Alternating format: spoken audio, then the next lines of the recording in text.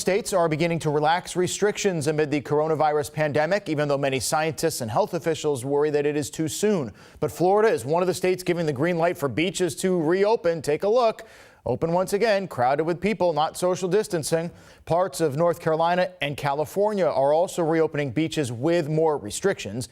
Today, Texas will reopen its state parks, and Vermont plans to start reopening some businesses. Then you've got other states like North Dakota, Ohio, and Idaho that say they could begin by May 1st. The head of the World Health Organization warning today that the worst is yet ahead of us in the coronavirus outbreak. But new modeling at UW predicts that our state could begin to reopen by the week of May 18th. King 5's Callie Greenberg reports officials also caution more has to be done before we start relaxing.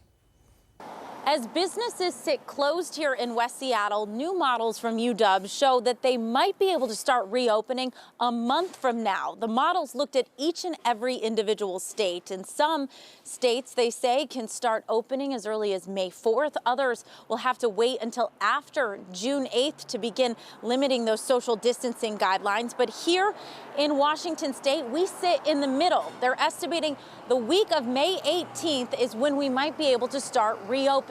There are some conditions, however. That includes that the state needs to hit a very low infection rate to begin reopening, about 1 infection for every 1 million people, it says.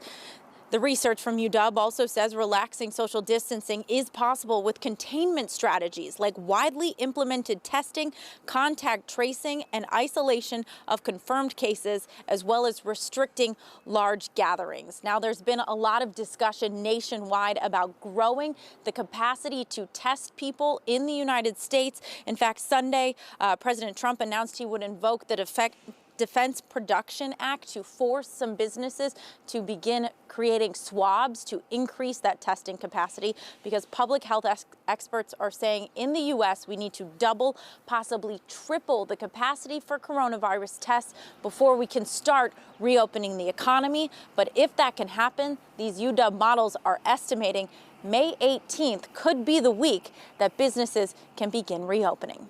In Seattle, Callie Greenberg, King 5 News. Hundreds of people ignored social distancing in Olympia yesterday to protest the governor's stay-at-home order at the Capitol. They claim the government has gone too far in the name of public health. Many of them say they're ready to go back to work, even if it means putting themselves and others at risk. It's a decision they want to make for themselves. Try to find a way so that it's safe for some of these small businesses to start again. By wearing the mask, give them ways to protect their workers so that they can start up again. Governor Inslee issued a statement acknowledging that these are difficult times and that he understands the urgency of the crisis, but that the public health must come first. So these shutdown protests are happening across the country. This was in Las Vegas yesterday, where the Strip could reopen next month. And then a different scene in Harrisburg, Pennsylvania. Today, protesters again defying social distancing orders, rallying on the steps of the state capitol, demanding that the governor reopen the economy. Today, Boeing will start making airplanes again after halting production locally a few weeks ago. So in the coming days, 27,000 employees will return in phases to the facilities in Everett and in Renton. Boeing says that they've taken extra precautions and procedures at all of these sites to keep the employees safe and fight the spread of the pandemic.